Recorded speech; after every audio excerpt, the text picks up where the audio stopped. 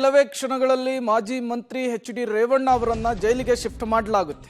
Parappana ಅಗ್ರಹಾರಕ್ಕೆ H D. Revanna ಅವರನ್ನ shift ಮಾಡಲಾಗುತ್ತೆ. ಇನ್ನೇನು 10 ರಿಂದ 15 ನಿಮಿಷದಲ್ಲಿ ಜೈಲನ್ನ ಸೇರಲಿದ್ದಾರೆ ಶಾಸಕ ರೇವಣ್ಣ ಅವರು. ಮಡಿವಾಳ ಜಂಕ್ಷನ್ ಅನ್ನು ದಾಟಿ ಪರಪ್ಪನ ಅಗ್ರಹಾರದ ಕಡೆ ರೇವಣ್ಣ ಅವರನ್ನ ಕರೆದುಕೊಂಡು ಹೋಗಲಾಗ್ತಾ ಇದೆ.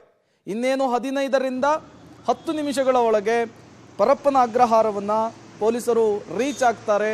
ಅಲ್ಲಿ ಒಂದಿಷ್ಟು ಪ್ರಕ್ರಿಯೆಗಳನ್ನ ಮುಗಿಸಿಕೊಂಡು ತದನಂತರ ಅವರನ್ನು ಜೈಲಿಗೆ ಶಿಫ್ಟ್ ಮಾಡುವಂತಹ ಕೆಲಸ ಆಗುತ್ತೆ. ಮತ್ತಷ್ಟು ಡೀಟೇಲ್ಸ್ ಅನ್ನು ಕೊಡ್ತಾರೆ ನಮ್ಮ ಪ್ರತಿನಿಧಿ ಉಮೇಶ್, ನೇರ ಸಂಪರ್ಕದಲ್ಲಿ ಜಾಯಿನ್ ಆಗಿದ್ದಾರೆ. ಉಮೇಶ್, ಎಚ್.ಡಿ. ರೇವಣ್ಣ ಅವರು ಕೆಲವೇ ಕ್ಷಣಗಳಲ್ಲಿ ಜೈಲಿಗೆ ಶಿಫ್ಟ್ ಆಗ್ತಾ ಇರುವಂತಹದ್ದು. ಪರಪ್ಪನ ಅಗ್ರಹಾರಕ್ಕೆ ಎಚ್.ಡಿ. ರೇವಣ್ಣ ಅವರನ್ನು ಕರೆದುಕೊಂಡು ಹೋದ ನಂತರ ಅಲ್ಲಿ ಯಾವ ರೀತಿಯ ಫಾರ್ಮಾಲಿಟೀಸ್ ಪ್ರಕ್ರಿಯೆಗಳು ಹೇಗೆ ನಡೆಯುತ್ತೆ ಅಂತ ಹೇಳಿ. ಪ್ರೇಮ್, ಈಗ ನಾನೀಗ ಬೊಮ್ಮನಹಳ್ಳಿ ಹತ್ರ ಇರುವಂತದ್ದು. ಈಗಾಗಲೇ ಮಾಜಿ ಸಚಿವ ಎಚ್.ಡಿ. ರೇವಣ್ಣ ಅವ್ರನ್ನ ಬೊಮ್ಮನಹಳ್ಳಿ ಹತ್ರ ಪೊಲೀಸರು ಕರ್ಕೊಂಡು ಹೋಗ್ತಾ ಇರುವಂತದ್ದು. ಕೇವಲ 10 ನಿಮಿಷಗಳ ಒಳಗಡೆ ಪರಪ್ಪನ ಅಗ್ರಹಾರ ಜೈಲಿಗೆ ಕರ್ಕೊಂಡು ಹೋಗ್ತಾರೆ. ಅದಾದ ನಂತರದಲ್ಲಿ ಅವರು ವಿಚಾರಣಾಧೀನ ಕೈದಿಯಾಗಿ ಅಲ್ಲಿ ಅವರು ಅಗ್ರಹಾರದಲ್ಲಿ ಇರ್ತಾರೆ. ಮೊದಲಿಗೆ ಹೋದ ತಕ್ಷಣಕ್ಕೆ ಅವರನ್ನ ಪ್ರಾಥಮಿಕ ಅಂದರೆ ಇಲ್ಲಿ ಮೆಡಿಕಲ್ ಮಾಡಿದ್ರು ಕೂಡ ಅಲ್ಲೂ ಕೂಡ ಪ್ರಾಥಮಿಕ ಅಲ್ಲಿನ ಇರುವಂಥ ಆಸ್ಪತ್ರೆಯಲ್ಲಿ ಪ್ರಾಥಮಿಕ ಚಿಕಿತ್ಸೆ ಅಂದರೆ ಅಲ್ಲಿ ಎಲ್ಲ ಟೆಸ್ಟ್ಗಳನ್ನು ಮಾಡಿ ನಂತರದಲ್ಲಿ ಅದನ್ನು ಯಾವ ಪ್ರಕರಣ ಅನ್ನೋದನ್ನು ಅಧಿಕಾರಿಗಳ ಬಳಿ ಮಾಹಿತಿ ಪಡ್ಕೊಂಡು ನಂತರದಲ್ಲಿ ಅವ್ರನ್ನ ವಿಚಾರಣಾಧೀನ ಕೈದಿಯಾಗಿ ಒಳಗಡೆ ಬಿಡುವಂಥದ್ದು. ಅದು ಒಂದು 10-15 ನಿಮಿಷಗಳ ಕಾಲ ಪ್ರೋಸೆಸ್ ನಡೆಯೋ ಕಾರಣಕ್ಕಾಗಿ ಆ ಪ್ರೋಸೆಸ್ ನಡೆದ ನಂತರದಲ್ಲಿ ಅವರನ್ನು ಪರಪ್ಪನ ಅಗ್ರಹಾರ ಜೈಲಲ್ಲಿ ವಿಚಾರಣಾಧೀನ ಕೈದಿಯಾಗಿ ಇರಿಸ್ತಾರೆ. ಹೀಗಾಗಿ ಅದಕ್ಕೆ ಬೇಕಾದಂಥ ಎಲ್ಲ ಭದ್ರತೆಗಳನ್ನು ಕೂಡ ಈಗ ಅಧಿಕಾರಿಗಳು ಮಾಡ್ಕೊಂಡಿರುವಂಥದ್ದು.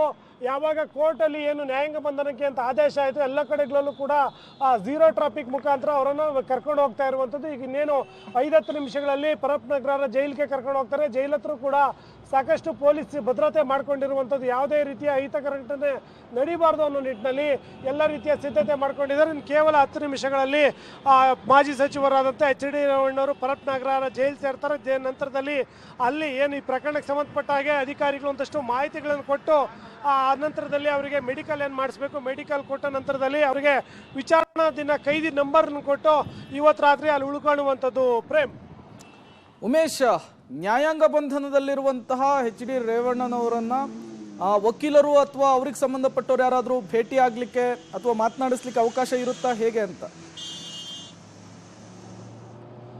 ಪ್ರೇಮ್, ಅದರ ಸಂಬಂಧಪಟ್ಟಾಗಿ ನ್ಯಾಯಾಧೀಶರ ಬಳಿ ಮನವಿ ಮಾಡ್ಕೊಂಡಿದ್ರಷ್ಟೇ ವಕೀಲರಿಗೆ ಅವಕಾಶ ಅಥವಾ ಸಂಬಂಧಿಕರಿಗೆ ಅವಕಾಶ ಇರುತ್ತೆ. ಉಳಿದಂತೆ ನಾಳೆ ಅವರಿಗೆ ಭೇಟಿಗೆ ಅವಕಾಶ ಕೇಳಿದರೆ ಅಧಿಕಾರಿಗಳು ಅವಕಾಶ ಮಾಡಿಕೊಡುವ ಸಾಧ್ಯತೆ ಹೆಚ್ಚಾಗಿರುವಂಥದ್ದು. ಸಾಮಾನ್ಯವಾಗಿ ಇವರು ವಿಚಾರಣಾಧೀನ ಕೈದಿಯಾಗಿರೋ ಕಾರಣಕ್ಕಾಗಿ ಮನೆ ಊಟ ಬಯಸಿದರೆ ಅಥವಾ ಹೆಚ್ಚಿನ ಅನಾರೋಗ್ಯ ನಿಮಿತ್ತವಾಗಿ ಏನಾದರೂ ಮೆಡಿಸಿನ್ ಕೊಡಬೇಕು ಅನ್ನೋದೇನಾದ್ರು ಇದ್ದರೆ ಅದನ್ನು ಕೂಡ ಅವಕಾಶ ಮಾಡಿಕೊಡ್ತಾರೆ.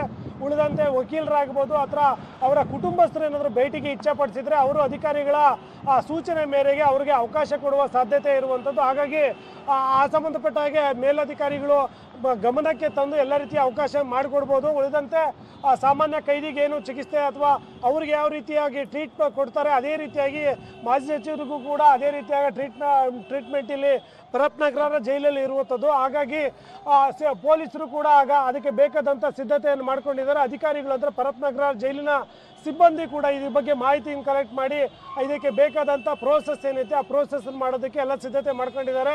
ನಾಳೆ ಏನಾದರೂ ಬೆಳಗಿನ ಜಾವ 9:30 ನಂತರದಲ್ಲಿ ಅವ್ರಿಗೇನು ತಿಂಡಿ ಕೊಡಬೇಕು ಅಥವಾ ಮಾತ್ರೆ ಕೊಡಬೇಕು, ಪರ್ಸ್ನಲ್ ಆಗಿ ಏನಾದರೂ ಭೇಟಿಯಾಗಿ ಮಾತಾಡಬೇಕು ಅನ್ನೋದಿದ್ರು ಕೂಡ ಮೇಲಾಧಿಕಾರಿಗಳ ಗಮನಕ್ಕೆ ತರಬೇಕು ಮತ್ತು SIT ಅಧಿಕಾರಿಗಳ ಗಮನಕ್ಕೆ ತಂದು ಆ ನಂತರದಲ್ಲಿ ಅವಕಾಶ ಕೊಡುವ ಸಾಧ್ಯತೆಗಳು ಹೆಚ್ಚಾಗಿರುವಂಥದ್ದು. Prem, okay, thank you Umesh ತಮ್ಮೆಲ್ಲ ಮಾಹಿತಿಗಾಗಿ. ನೀವು ಕೂಡ ವಿಜುವಲ್ಸ್ ಅನ್ನ ಗಮನಿಸ್ತಾ ಇದ್ದೀರಿ. ಸಿಂಗಸಂದ್ರವನ್ನ ಈಗ ರೀಚ್ ಆಗಿದ್ದಾರೆ. ಇನ್ನೇನು ಕೆಲವೇ ಕ್ಷಣಗಳಲ್ಲಿ ಪರಪ್ಪನ ಅಗ್ರಹಾರದ ಜೈಲನ್ನ ಶಿಫ್ಟ್ ಆಗ್ತಾರೆ. ಅಲ್ಲಿ ಒಂದಿಷ್ಟು ಫಾರ್ಮಾಲಿಟೀಸ್ ಇರುತ್ತೆ.